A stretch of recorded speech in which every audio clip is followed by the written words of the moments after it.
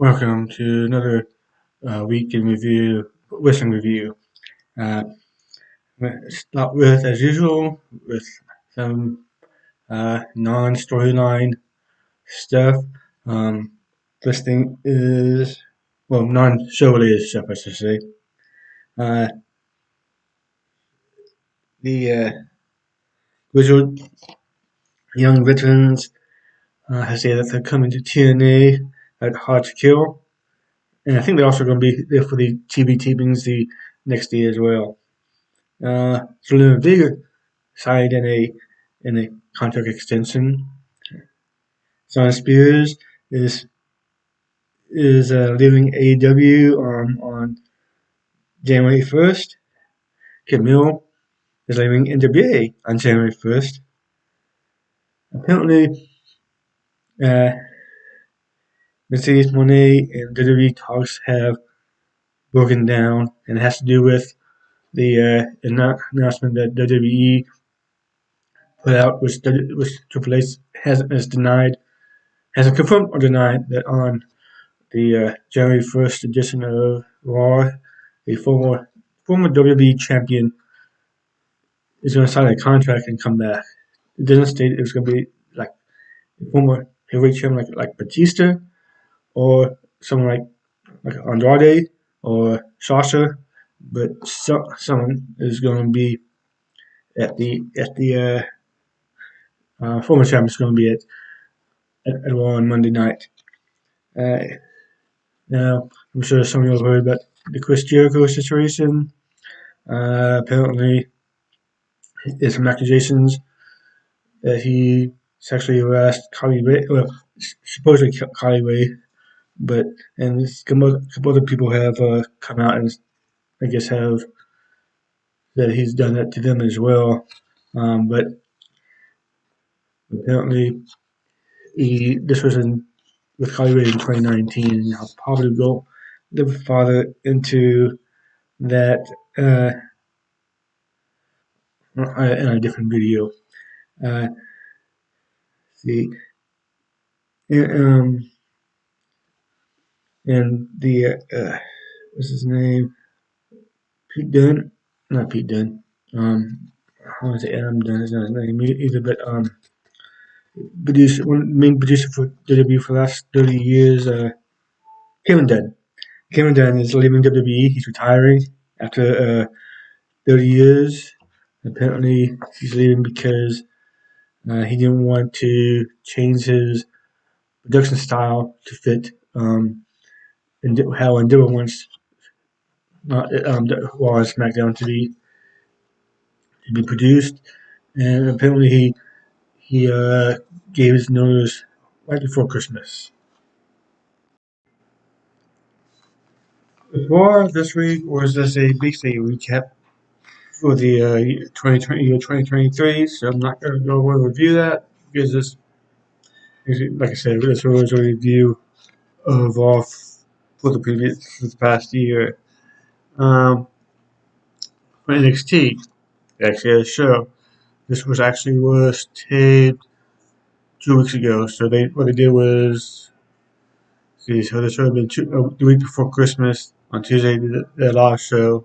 Wednesday, they taped the show for week of Christmas, week before Christmas, and then after that, they taped this show. Yeah, so it starts out with Camilo Hayes speaking with Trick Williams and backstage, and Williams saying that he wants to mess with Elijah Dragunov uh, to be to be delayed because of Dragunov's uh, injury he suffered with Ridge Hollins last week on NXT. First match of the NXT Heritage Cup match, where Noam Dar retains the title against Josh Briggs. Nathan Frazier made fun of Braun Breaker for not winning the NXT's Men's Wrestler of the Year, and Braun Breaker challenges Frazier to a match later on in the show. If you want to see them, see one of the awards instead of all over the place. And it's gonna be all this week has been a bunch of awards been pushed by NXT, Sports Illustrated, I think New York Times. I'm not gonna go over that because there's a lot of stuff. So I might do the recap like sometime in January when when some of the more wrestling related sites do theirs. Uh, Cora Jade, she defeated uh, the Roman Petrovic. After the match, Jade was about to attack Petrovic, but JC Jane comes out to make the save. Uh, in, okay, the first NXT men's breakout semifinal match, Riley Osborne defeats Lexi King. Tony Berryhill, that's who Lexi King took out before the tournament started. Walked out. Um, Watched the match from at ringside. I think when King was added to the tournament, I think a lot of people, including myself, were thinking he was actually going to win it. I'm glad they didn't do that because he probably doesn't really need it since most people know who he is already. But I'm glad they're going to go with someone a little lesser known to win the tournament. Juan Vega did defeat Nathan Fraser. The No Corner Catch Club, which is who are Drew Gallagher, Damon not Keep, uh, Miles Bowen, and Charlie Dempsey. Before going, this is actually basically copying the Blackpool Combat Club in AEW, but for two reasons why it is. Charlie Dempsey is William Regal's um, father, and I'm sure William Regal is doing a lot of backstage stuff with NXT right now. So yeah, but but back to the show, they challenged Dragon Lee, Joaquin Wild, and Kuja Toro to a trios match at NXT's New Year's Evil show next week on the 2nd. Josh Briggs was met with by Phil Henry and Bruce Jensen said they should go their own separate ways, and all three and the other two agreed with him.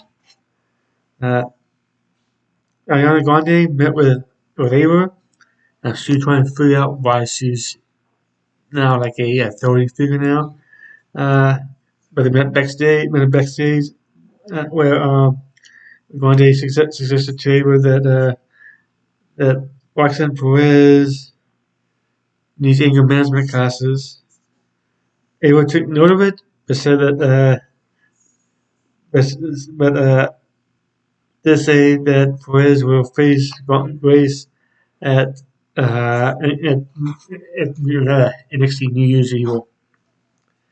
NXT Men's Breakout Tournament semifinal, the second one.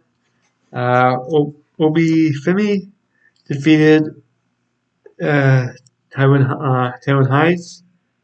Obi Femi and Riley Osborne in the final. Probably, I think Dempsey's probably going. No, Dempsey. Sorry, thinking of something else.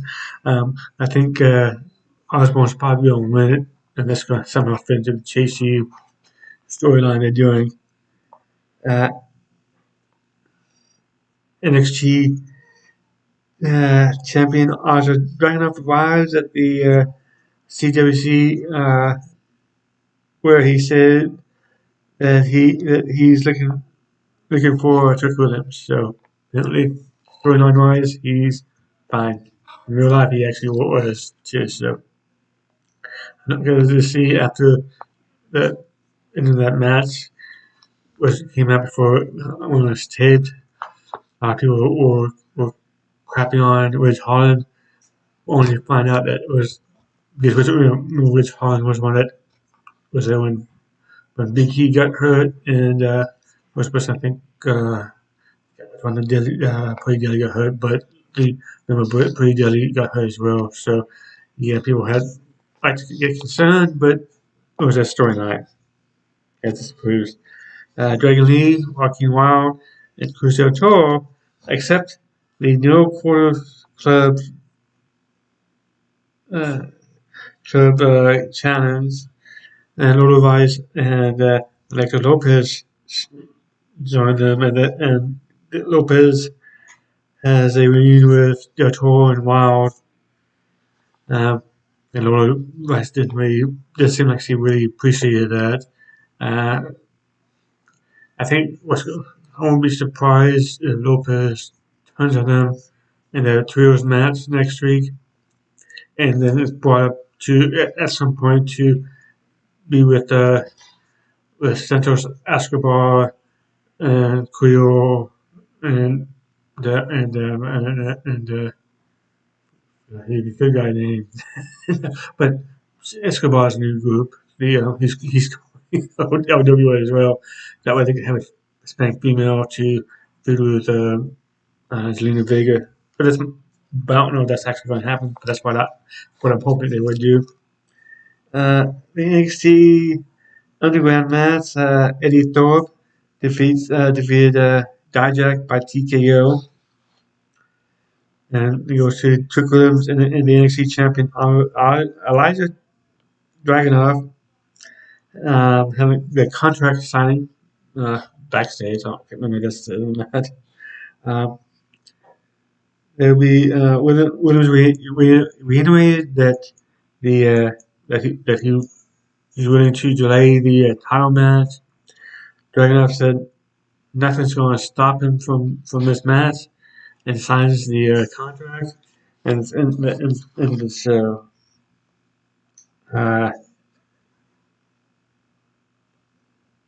okay, for NWA Power, the Slime Balls, team of Sage, Chains, and Tommy Wins won a Christmas Miracle Christmas Wish Battle Royal. This was the wish is to face the Immortals for the United States Tag Team Championship at the NWA Panor. Aaron Stevens and Blunt Force Trauma cut a promo to hype the tag team power defense against the Fixers next week. Nothing else really to me of know what happened in NWA and Dynamite. Okay, the opening match was the Continental Classic Gold League final, which the triple threat match, which John Moxley won by defeating Jay White and Swerve Strickland. I think most people expected. Well, and everyone was expecting. No, not everyone, but a lot of people were expecting Swerve Strickland, including myself, to be in the final and possibly win it. But after the Keith Lee stuff of the last week or two, it was coming apparent that he was probably not going to be in the final, though they probably could have done something to force Swerve's hand in facing Lee at some point in the near future. Tony Schiavone then interviews Swerve Strickland, who is upset about not only losing, but he lost without getting pinned. Then he addresses Keith Lee and says that he has something to do on Saturday. And Tony Schiavone reveals that Lee already has a contract going up, so the match is now set up for World's End. And Swerve says that Lee may not make it to Saturday. Mariah May is being interviewed by Renee Paquette, and she reveals that she's going to have her first match next week. And 2024 will be all about her. Then Riho chases her out to the ring. Toni Storm tries to get the jump on her, but it's not successful. And it's not successful. Backstage, there's a backstage segment between the flight and Action Dre, and the fight is Dante and Julius Martin, and Action Dre is is their friend, and with their best friends, which leads to a match being booked for Rampage.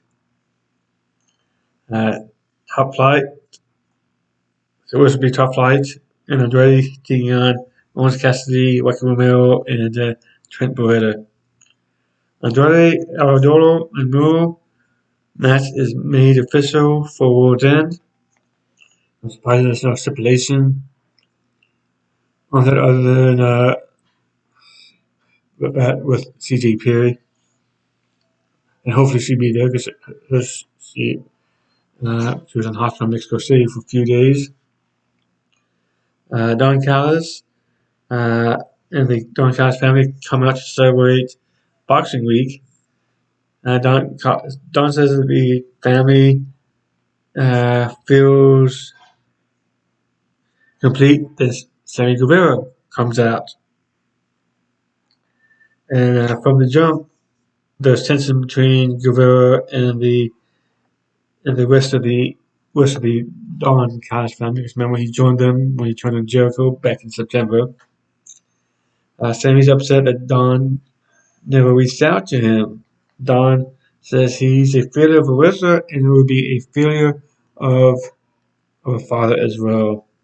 Then the family jumps on Sammy Guevara. Chris Jericho comes up to make the save, only for Ricky Starks and Big Bill to jump Jericho and Guevara. That's onto Sting and Darby Allin come out to make the save. Roderick Strong and the Kingdom are backstage, and they are determined to prove that MJF is the devil. And honestly, I think it's end up going to be Adam Cole. The Continental Classic Blue League final with Eddie Kingston defeating Barney Danielson. After the match, John Moxley comes out to confront Eddie Kingston. Sorry, he put over Kingston as a beloved babyface. Moxley says he's going to make Kingston earn it at World's End. Kingston tells Moxley to bring the fighting spirit because he's going to enjoy beating him up. Adam Copeland advised for his face-to-face with Christian Cage, but it didn't happen because Adam Copeland decided to just start beating up Cage, and they fight backstage, and four other members of the locker room come out and break it up. Sky Blue defeated Chris Statlander. Blue got help from Judy Hart. Both continued to jump Statlander until Willow Nightingale can't make the save. Blue and Hart start going up the ramp, and Abaddon comes out and scared away Judy Hart and Sky Blue. We won a tag team championship match. Devil's Men captured the Ring of Honor tag team titles with Samoa Joe and MJF. Before the match, footage was shown of Joe being laid out backstage before the match. As I said, MJF insisted on defending the towers in a handicap match. Joe, after the match, Joe comes down, hobbling, to the ring. He appears to scare off the next men, who the third one actually came to the mess to help the other two. And the devil appears on the screen with a message saying, "It was a pleasure, uh, a pleasure doing business with you." And then Joe hits MJF with a chair and attacking him. Uh, this week's for Impact and was just a UN show, and the and MOW did have a episode this week. We wanna I think the most a few things happened. Jack Knight defeated Peter Avalon, and those who don't know, Zack Knight is Sarayos of Paige's brother. So I think one of may not have been his first match in the States, but his first match of a major promotion in the States.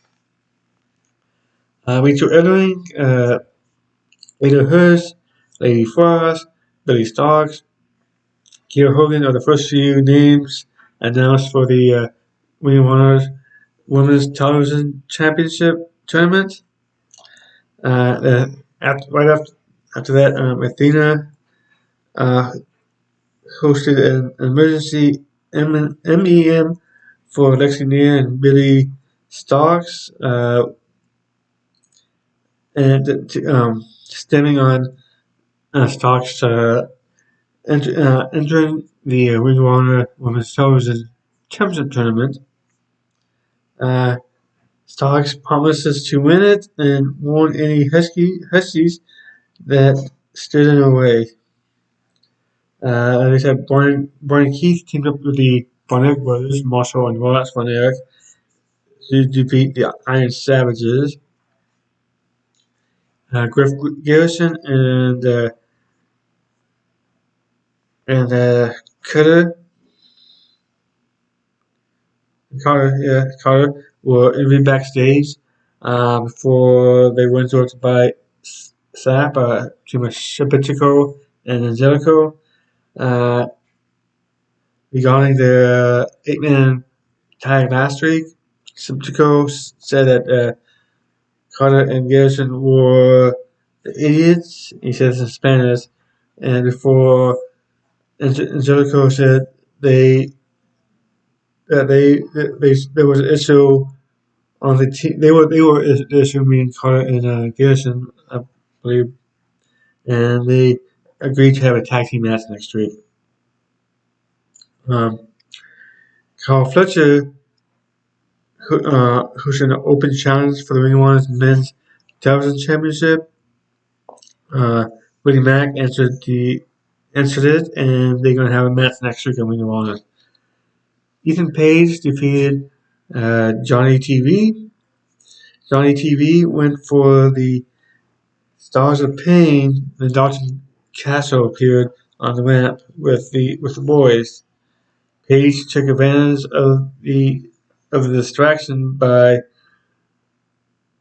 striking him off the turnbuckle and then hitting the kill shot cutter for the win. Castle and Johnny TV had stare down as the show went off the air. For Rampage, Chris Jericho starts the show off. He tells Sammy Guevara to come out to the ring. After Guevara joins him, Jericho asks why did Guevara join Don Callis' family at AEW Dynamite Grand Slam. Guevara responded by saying that he wanted to get out of Jericho's shadow, but then realized he was pulling him back after doing bring back to the bringing a child into the world and recovering from his concussion before apologizing to Jericho. Jericho accepted the apology, but Jericho also apologized for being too much of a control freak and asked Guevara if he would to reunite the six guys to take on Big Bill and Ricky Starks for the AEW Tag Team Championships. And Guerrero and Jericho Hogan indicating that they're back together as a team. And it's going to be interesting since this Rampage was taped Wednesday, and then on Saturday, the morning of War's End, it's going to be interesting.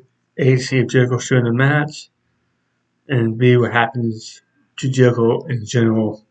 Well, and hopefully the AEW has an investigation. So I'm actually recording this for AEW's War's End, so I might be saying something to a different effect when the show goes when I put the recap of the show on this video. Daniel Garcia and Matt Menard, not Mark, were interviewed by Renee Paquette. When Menard called out the House of Black for attacking Garcia after Garcia's match with Brody King, Garcia said that he was tired of the House of Black and promises that he would get vengeance. The Don Callis family, the whole family, Don Callis, Powerhouse Hobbs, Kansuke Takashita, and Kyle Fletcher, and the AEW Tag Team Champs, Big Bill and Ricky Starks, cut a promo. Don Callis' family promised to beat up Chris Jericho, but Big Bill says that he would get the W for New York, and Ricky Starks said he would make sure that Sting does not make it to AEW Revolution. Widow Nightingale and Cristiano being interviewed backstage by Renee Paquette, where they checked if they were cool with each other. For Widow offered to share the ring with Statlander at War's End. Strictly Hathaway interrupted and offered a singles match between the two, which Statlander agreed to because he wanted to share a hometown moment with Widow. The Ring of Honor Pure Championship match, Wheeler Yuta retains over Matt Seth's title. After the match, Danhausen comes out to the ring and says he's the fourth judge and disqualifies Yuta. Yuta then punches Danhausen and hits the end of those elbows on Danhausen. The Hook comes out to make the save. And then there's the triple threat match.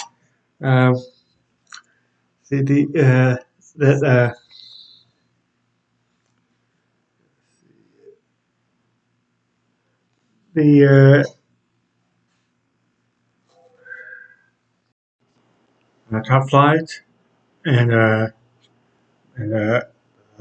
X and Dre defeat Chaos. Team Orange Cassidy, Trent Beretta, and Rocky Romero.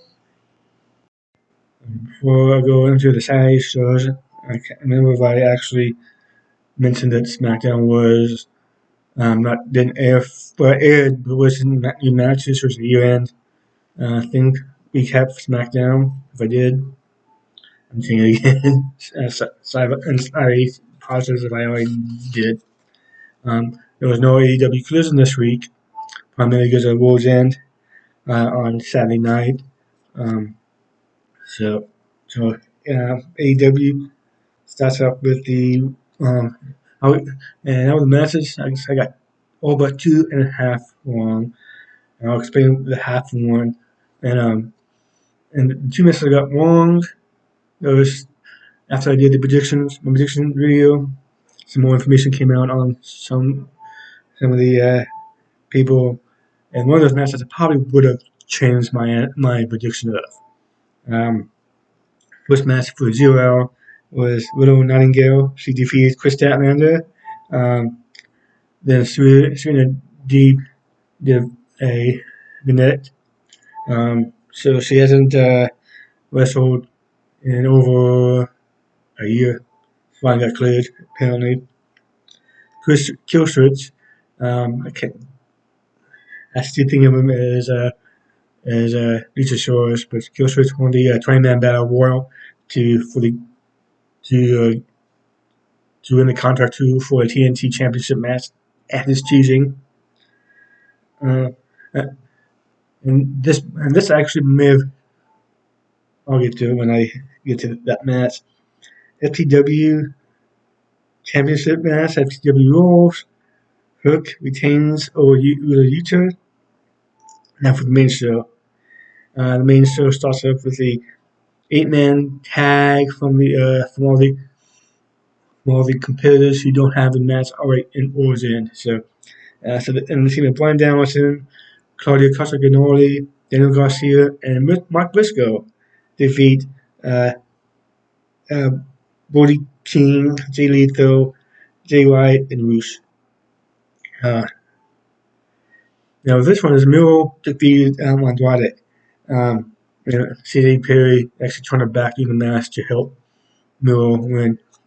Going into my prediction video, I knew that I heard that Andrade was almost done with AEW. Wasn't sure how much longer, but apparently this is his last match. If I'd known that, I probably would have picked Miro instead of Andrade because of that. Because that's one thing that's usually what wrestlers do when they have to leave a promotion and generally lose their last match. It's like when they retire. AEW Women's World Championship match. Timeless Toni Storm retains the title over Rio. So Strickland defeated Dustin Rhodes. Keith Lee was obviously the original opponent, but this couple hours before the show, it was put out there that Keith Lee wasn't medically cleared. Apparently, he got hurt at the Dynamite Grand Slam in 2022, and this guy was in the last couple of weeks, so he couldn't participate. And obviously, picks her up anyway, so it would not matter much. Next match is the 8-man tag match. It was Chris Jericho, Sammy Guevara, Sting, and Darby Allin defeat Ricky Starks, Big Bill, Kazuki Takeshita, and Powerhouse Hobbs. The TBS Championship match, Julia Hart retains over Abaddon.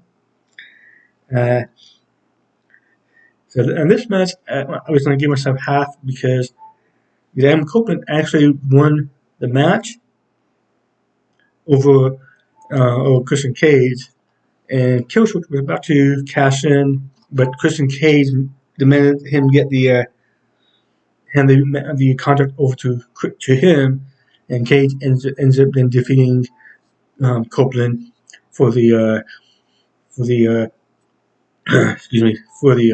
TNT, to win back the TNT Championship. The reason I give him a half because I did say that what's his name?